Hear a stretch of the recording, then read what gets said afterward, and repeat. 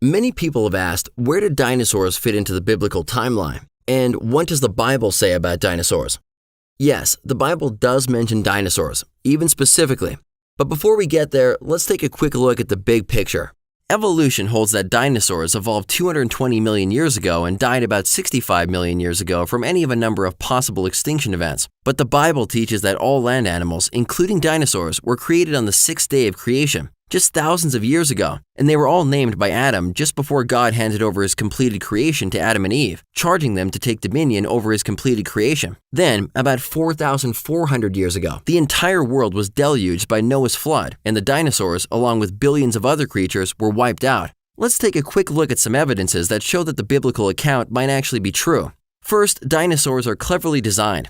Consider this Triceratops. Its 2,000-pound head is mounted in a way that allows it to turn every which way, yet still be strong enough to ram something, even while running. What about massive sauropods with weight-bearing systems from hip to toe that allow its 200,000-pound body to even walk, and neck vertebrae that are 90% filled with air so it can lift up its head? Next, there's the absence of dinosaur ancestors and transitions. Even the Chicago Field Museum sign admits there have been 0 transitions between dinosaur kinds. It shows question marks regarding where they came from. It's almost like someone just put each basic kind on Earth right at the same time. There are even dinosaur design features that show they lived in the ideal pre-flood world. Pterodactyls may have been too heavy to fly in today's atmosphere. Same with huge pre-flood dragonflies. The fossil record is filled with giant creatures and plants. We know this because there are billions of dead things buried in rock layers laid down by water all over the Earth. And when we look at the dinosaur fossil record, we see that they were buried furiously, rapidly, and simultaneously, oftentimes found fleeing in groups. Take this massive bone bed in Hilda, Canada. Thousands of centrosaurs were catastrophically buried over an entire square mile. Or this one in China, where thousands of different kinds of dinosaurs were simultaneously buried in a single 980-foot-long ravine. There are hundreds of dinosaur bone beds all over the world, including the US, where the Morrison Formation covers 13 states and 700,000 square miles. Thousands of torn-apart dinosaurs are buried here in hundreds of mass graves, with many found in the classic death pose with their necks arched back, choking as they died.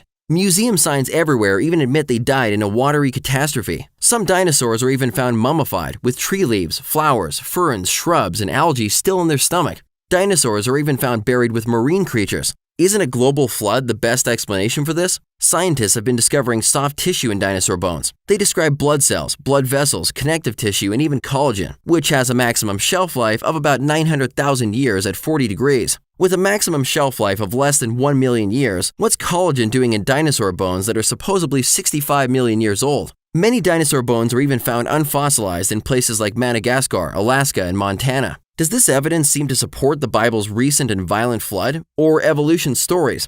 But some would say if the Bible includes the truth about Earth history, it would specifically mention dinosaurs. Well, the term dinosaur wasn't even invented until 1841, and Bible translations before this time used the term dragon over 35 times, in many contexts describing dinosaur-like creatures. Job chapter 40 describes a majestic creature using the name Behemoth, which means colossal beast. In context, Job and his philosopher friends just finished over 30 chapters of dialogue trying to explain God and why he would allow such hardships into Job's life. Then God shows up in a whirlwind, tells Job to brace himself like a man, and says that he would be the one asking Job the questions for a while. Then, for 4 chapters straight, God asks Job 77 rhetorical questions that all have to do with creation. After explaining to Job that he is the master designer of space and earth, God describes 13 of his created animals, such as an ostrich, horse, and deer, then caps off the discussion by telling Job about his 2 grandest creations, Behemoth and Leviathan. God calls Behemoth the first of all his ways, meaning the first in rank, the chief, the most supreme of his creative works. In context, God is saying to Job, sit down, brace yourself, and now I will tell you of the chief of all my works, the biggest, most amazing land creature I ever made. When we scan through all land-dwelling creatures, both living and extinct, which one comes up as the first in rank, the most colossal, or the chief? Clearly the sauropod dinosaur. Pairing God's word that Behemoth is the grandest creature he ever made with the fact that sauropods are the largest land creatures we've ever found should give us a clue to Behemoth's identity. Sauropods were huge. The largest one found to date was over 120 feet long. That's 10 freeway lanes across. At a weight of 76 tons, it's a wonder these creatures could even walk. In fact, Dr. Waddell was granted an international award for discovering one of the secrets behind how their mobility was even possible. Their bones were pneumatic. They were charged with air. Dr. Waddell notes they were marvels of biological engineering, and that efficiency of design is especially evident in their vertebrae, the bones that make up the backbone. It turns out their vertebrae was increasingly lighter, higher up the spinal column, and were filled with air, some up to 90%. When Matt puts sauropod backbones through a CT scanner, he finds a real surprise. The X-ray slices from the CT scans revealed not marrow, but a honeycomb pattern inside the dinosaur's back and neck bones, filled only with air. Matt's work shows that the bigger dinosaurs got, the more air they had in their vertebrae. This is one neck vertebra from Supersaurus. A neck bone like this would have been light enough for one man to lift. The same size mammal bone would require a forklift. Now, we found that the biggest of these sauropods, the vertebrae were about 90% air. So that's comparable to styrofoam. So the bigger the dinosaurs got, the more air sac-like structures running into the bone. Absolutely. While this may solve the puzzle of how they could lift and move their massive heads and necks, it doesn't solve the challenge of how they could possibly inhale enough oxygen through their tiny nostrils, which were only about twice the size of those on a living horse. Perhaps they thrived better in a world before Noah's flood when the oxygen levels were likely higher. Their long necks and tails resembled living suspension bridges. For this creature to eat, breathe, and move its long neck, the series of over 12 neck vertebrae had to be interlocking and twistable. They also had to have anchoring points in just the right places for muscles and ligaments to connect in such a way to prevent the neck from pinching veins and nerves and to brace the trachea and esophagus. God even describes Behemoth's diet, eating grass like an ox. In 2005, researchers found grass and sauropod coprolites in India, and some paleobotanists are even saying that this will cause a rewrite in our understanding of dinosaur evolution, because evolution holds that grass didn't evolve until millions of years after the dinosaurs had gone extinct. God describes Behemoth's strength in his hips and power in his stomach muscles. Again, we have a strong clue that Behemoth was a sauropod dinosaur because, while many animals have strong hips and stomach muscles, none were as strong as the sauropod. The muscle structure around the hips and stomach that were necessary for sauropods to move, walk, turn, and eat would be incredible. In fact, for some sauropods, like the Diplodocus, its highest point of its core body was the hips, and its whole body balanced on the hips, front to back. Diplodocus was able to rear up on its back legs and balance on its tail like a tripod, making use of the hips to support not just the back half of its body, but the front half too. This required enormous strength in the hip and stomach muscles, considering they lifted tons of its own body into the air. Below the hips was an incredible weight distribution system that went from a massive femur, which in some cases was about 8 feet long, to 2 shin bones, then to 5 toes. Behemoth's tail also closely matches those of sauropods. God describes that he moves his tail like a cedar tree, and follows this by stating the sinews of his thighs are tightly knit. Paleontologists have learned from muscle attachment locations in their bones that the tightly knit structure of Behemoth's thighs and hips actually made his tail sway from side to side with each step, much as a cedar tree does when it sways in the wind. Tail drag marks are only rarely found behind sauropod footprints, indicating their tails were raised while they walked. It's difficult to think of a creature that fits this biblical description better than a sauropod dinosaur. God describes his bones like beams of bronze. Most Bible versions translate this phrase as tubes of bronze, conduits of bronze, or pipes of brass, which conveys both strength and being hollow like a channel or a tube. This matches the fact that sauropods had the largest leg bones of any animal, and they are in fact just like tubes of metal, having a hard outer casing and spongy marrow and veins on the inside. Then God says that its ribs are like bars of iron. Unlike much of sauropod's skeleton that was spongy and filled with air for weight savings, its ribs were fully ossified. They were made out of solid bone. Again, we have a perfect match. God even describes Behemoth's habitat. He lies under the lotus trees, in a covert of reeds and marsh. The lotus trees cover him with their shade, and the willows by the brook surround him. This was a creature that had to be near lots of green food, living in a lush, tropical environment. Large sauropods had to eat half a ton of vegetation every day, and they likely had to eat all day long to consume this amount of food. Next, God says that indeed the river may rage, yet he is not disturbed. He is confident, though the Jordan gushes into his mouth. Why would God point out that this animal can stand in a rushing river? Lots of animals can do this, depending on the size of the rushing river. In this case, God said the river may rage, yet he is not disturbed, and that Behemoth is confident even though this raging river should gush into his mouth. The Jordan River is the largest river in Palestine, and it currently flows at only 15% of the rate it flowed in the past. Even so, in the winter, this river would be incredibly difficult to cross, and it would take a very sizable animal to stand undisturbed in this rushing current, and even more, let the current gush into its mouth. Some of the larger sauropods stood over 20 feet at the shoulders and weighed over 70 tons. Creatures of this size and mass could withstand a raging river better than any others. Even with all this evidence, some say that Behemoth was just a mythical creature. But why would God try to display his awesome creative power by describing something that never existed? Anyone can do that. And why would God say that Behemoth was the chief of all his creations after describing 13 real, still living animals in the same passage? Why go through all the trouble to describe Behemoth as a grass-eating animal that lies peacefully in the shadow of the river plants along with his physical description, diet, and habitat, all of which happen to fit a known creature, a sauropod dinosaur? Certain Bible footnotes state that Behemoth was a hippo or an elephant, but neither comes close to matching all 13 characteristics God used to describe Behemoth. Certainly hippos and elephants aren't the first in rank or chief of God's creations. Would God tell Job to gird up his loins, to behold the chief of his creations, just to show off a hippo? An elephant? These creatures were plentiful. They also don't have tails that sway like cedar trees, and both of these animals have been captured and killed by man throughout history. But God says that only Behemoth's creator can approach him, that he cannot be captured by humans when he is on watch, and that no one can use barbs to pierce his nose. These impossibilities fit sauropod dinosaurs better than any other animals because of their towering heads and huge size.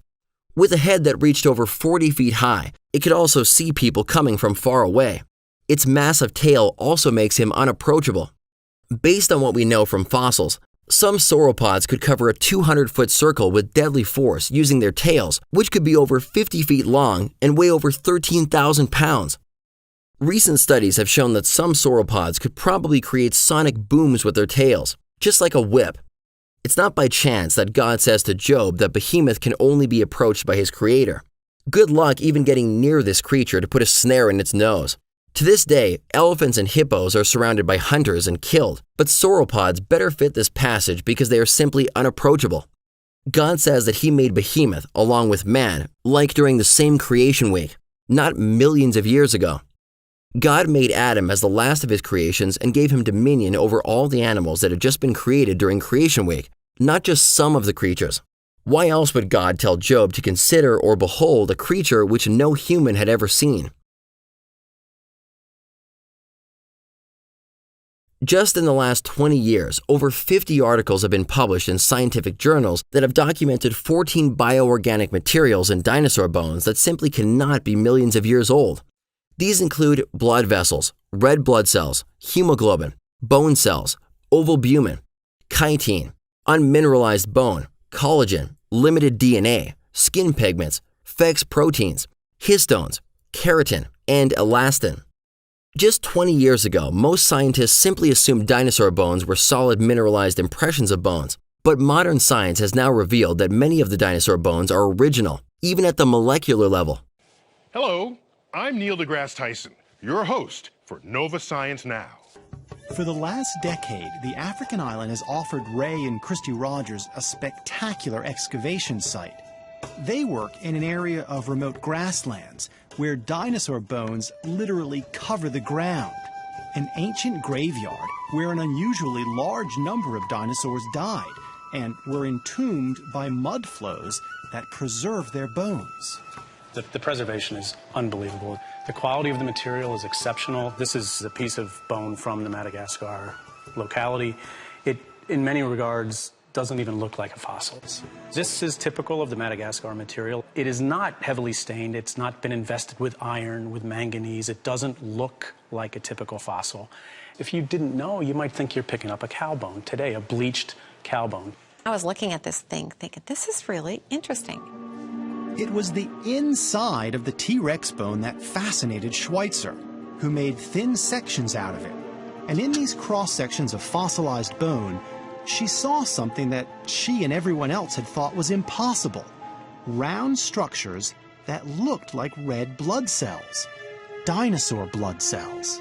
Inside those channels where the blood vessels would have run were these little round red structures that were all kind of lined up like a train, and they were bright red and translucent.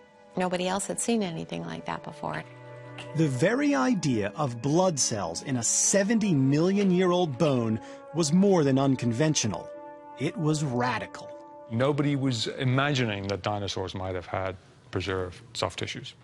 Derek Briggs is curator of invertebrate paleontology at the Peabody Museum at Yale University.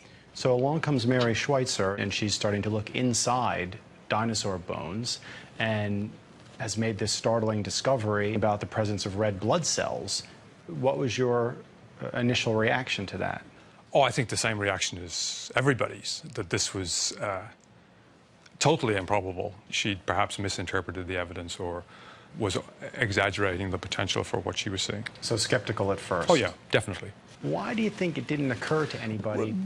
Because we have this clear understanding that part of all biological cycles involves decay. I mean, nature is set up to break down that material and recycle it. So it's just improbable that those kinds of very delicate structures would survive, particularly for millions of years.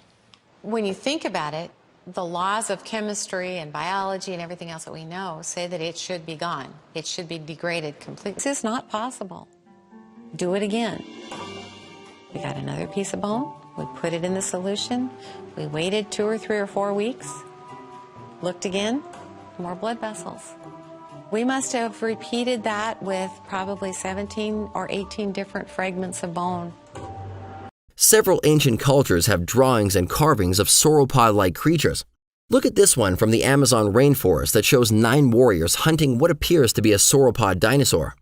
It even dates to around the time the book of Job was likely written. You can see these amazing pictographs here, allegedly over 5,000 years old. They definitely look authentic. I've seen pictographs all over the world.